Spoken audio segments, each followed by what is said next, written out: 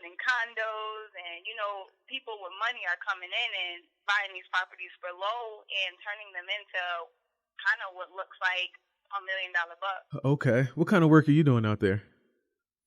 I'm currently working for the feds. I process Whoa. transactions for student loans. Okay. I was about to say the feds. Man, I feel bad about doing it. Like, literally, I see the interest that accrues on people's accounts every day. And, Right. Man, it has to be a form of slavery that people are paying back. You take out a loan for $20,000 and you've already had $10,000 worth of interest. So now your loan is $30,000 and you're not even close to paying it off. That's how they get you, though. You're 19, you're 20 years old. They're like, hey, you want $20,000? Yeah, I do actually. I'd like that very much. But isn't it true that like after a certain amount of time, it just kind of rolls off? Like I haven't paid my student loans in ever, and my credit's going up for some reason. That is not entirely true that it'll go away. When you signed the promissory note, you said that you were going to be bound to that federal loan for Right. life. Now, if you did something like screw your life up and signed a private loan, anyone, your debt continues on past your debt. So I would say stay with federal loans, stay with your FAFSA loan. Don't take out a private loan unless you necessarily have to. But to answer that question more in depth, if you get yourself enrolled in the income-based repayment plan, which is a plan Obama came up with, what it does is it will forgive your debt in 25 years if it still stays in place. So we haven't made it to the 25-year mark. This plan started in 2009. We're really just approaching 10 years that the plan has been available. So the first set of people who would be, quote-unquote, eligible for the loan forgiveness, that hasn't even come into fruition. And we don't know, especially since we have a new president, and there'll be a new president even then, how that is actually going to work out. Okay, so it sounds like a bunch of malarkey is what it sounds like. Exactly. I mean, Okay. It sounds good. It's working for people right now. You can have a zero amount payment, and your account can be current. But we don't know if you're actually going to be forgiven because we haven't made it there yet. Okay. I do not feel fulfilled in what I'm doing right now. Wow. Only because it's malarkey, like you said. Like it's just wrong. I know it's wrong. Like people want to get educations, but there's not even jobs. Like I moved from North Carolina, and I don't ever plan on moving back because the same people I went to school with who graduated where I didn't graduate, I make more money than them, and they working at a call center. And with North Carolina being a red state, you already don't get paid what you're supposed to. I moved here, started making $15 an hour for work that I was doing there for $7.25. Right. This is true. This is very, very true. It's all right now, but it's tough around here. It is so tough around here, and the money it's a lot of people moving here, and I don't really know why, because I don't see the money. I see the money, yes, and like the partying and in the nightlife and that, but I don't know why people are moving here like this, because I just don't see who's paying anything. It's all like, 40 bands, 50 bands, like nothing like, nothing like serious money. And I mean, I feel like people are spending their money on the wrong things too. Instead of redistributing it back to their friends or back in their community, they'll rather go to South Park and buy a Gucci belt or a Louis Vuitton pair of shoes. Like, that's why we don't see the money, is because we don't spend it amongst ourselves. We're giving it out. I just don't think people care. Like they Right? acknowledge. They acknowledge. You understand or you don't. Right. Like, nah, bro. Like I get it. Like, but I'm still finna go take my money to this white man's store and drop stacks. I mean, that's just the lifestyle that we live in. So I, in the weird comings and goings, just in the weird acknowledgement that you and I have had on Facebook, I noticed that you had posted something about like California trying to succeed, and I hadn't heard anything about that. Like, that was the first time, and I did zero research on the matter. So of the people in this room, you're the expert on California trying to break away from the nation and do their own thing. Could you kind of like re-explain that to me? Yeah, so I like to read the news versus watching it so I can censor what I'm reading or what I'm gaining. So I came across an article about this, and I really thought it was a joke, but there's an actual website you can go to get more information. That website is www.yescalifornia.org. And basically what's happening is California will be able to vote in 2018 on whether or not they want to separate from the United States. This is going to be a historical kind of event because they actually have the choice to say whether or not the citizens there, whether or not they're going to separate from the United States. Now, some of the reasons that they want to separate is just because they're the sixth most powerful, they have the sixth most largest economic wealth in the world. They trump France. Like, they trump a whole country in one small state. They do. It's not that small, but it is small compared to a country. But they get money, whole lots of it. But the issue that they're having and the reason that they want to separate is because although they're bringing in all this money, they have the worst education system there. There are more homeless people in California than there is in the they have the highest population of homeless people than other states in the United States. They don't feel like they get to see their money. So because of that, they would like to separate. Understandable. I will say though that like places like California, you could be homeless and be straight. That's never gonna change. I mean, you can be homeless all year long and it be 60-degree weather, 70-degree weather. Like, I mean, you could be homeless there and be like straight. Like a lot of people trying to make it out there. They can't afford to live there. So I don't think that the homeless population is gonna change there. That does make a lot of sense because I mean they are responsible for like trillions and trillions of dollars. The issue I would say with the homeless people is this: like they pass laws for people who want to live off the land too. You're not allowed to collect rainwater in the United States. You're not allowed to trade seeds in the United States. Like I can't share a seed with you. It's illegal if it hasn't been tested and go through these various tests to do that. So I think like the homeless population are people who also want to live off the land. And again, that's illegal. You can't be on federal land and with a tent and live there and sleep outside. Wow. So those are the things I think bother people too. I did see something about somebody, he went to jail.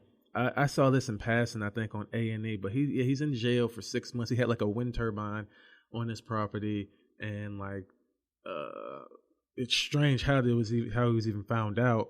Or suspicious, I should say, but he's actually in prison right now. Was sentenced to 6 months in prison for having that turbine. You know, it was powering his house, and the feds was just like, nah, bro, we need that money, bro. We need that money. I can't afford you to power your own house.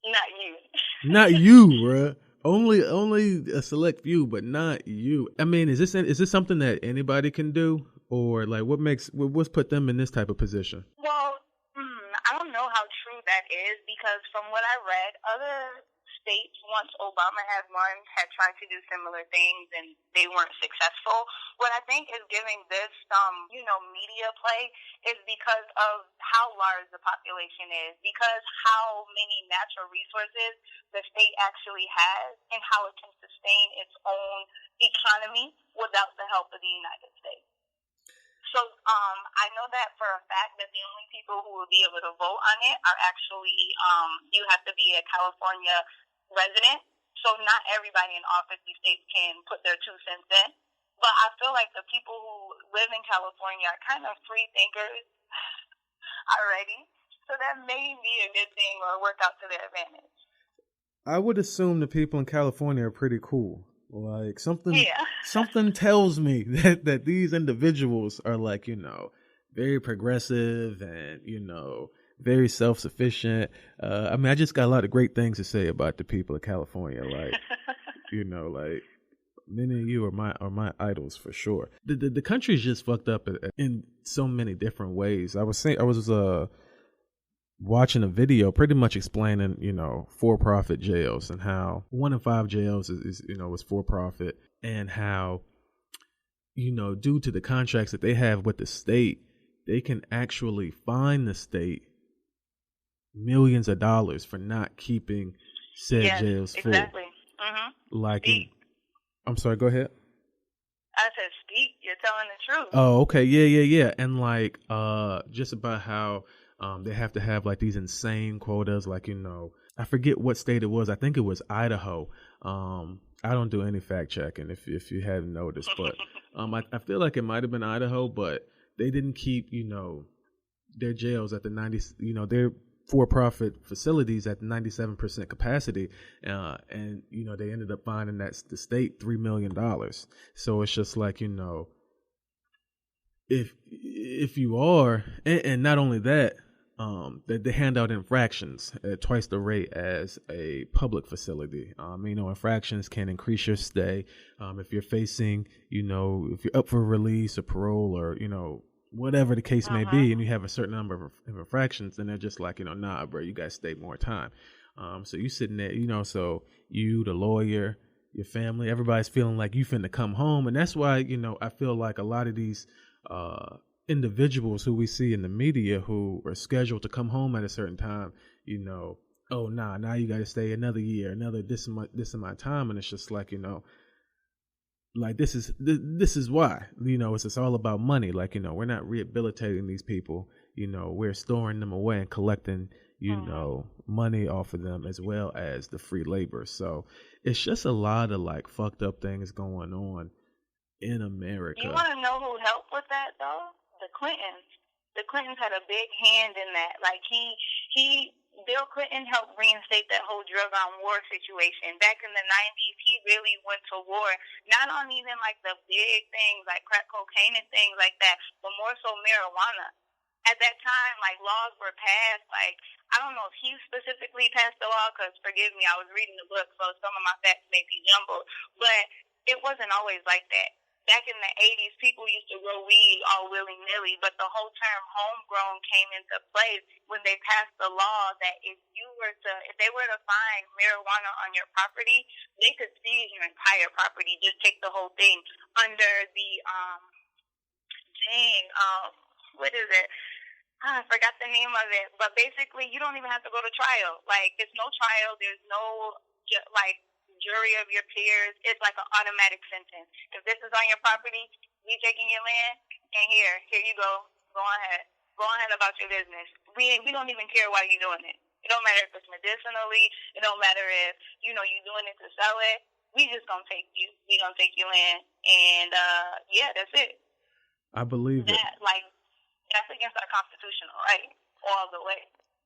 I believe it. I didn't know that, Bill Clinton spearheaded that. You know how black people love to fucking defend, somebody named Clinton, just because they got hot sauce in their bag and they play saxophone. I mean, it's just like you could get a pass. If you play saxophone to keep hot sauce in your bag and your name is Clinton, then, automatically you're supposed to, be a champion for the blacks. Okay.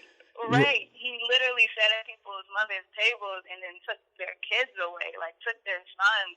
And I went to him to talk about police brutality in my neighborhood. And, I asked the police chief to his face, like, yo, why can a young man get 20 years in jail for marijuana, but this rapist gets 6 months to 3 years for raping several kids? He told me that I needed to talk to my lawmakers, that it wasn't any of his business on what he was arresting the person for the crime for. His business was basically that they broke the law. Exactly. So he don't really care. But I still think it's a flawed system. Like, what lawmaker do we talk to? Like, most people don't even go out for the local elections. Most people don't even realize that the president really is nothing without the House and Senate. Like, really? Well, he got the House and the Senate this time. He got the House and the Senate. He's a smart man. He finesse for sure. Like, I consider myself a professional finesser, but like, he literally left me in awe. I was like, wow. Like, the entire time I'm like, okay, he's just doing it for money. He probably just gonna drop out himself eventually. But like, for him to win, I'm just like, yo, he has no political experience, no military background, no nothing, and you appoint him into like the highest ranking position in the country. Like, I mean, It it's been the first president to be so disrespectful. Like, I've never seen the disrespect like this before. Ever. And he's just constantly being rewarded. He's constantly being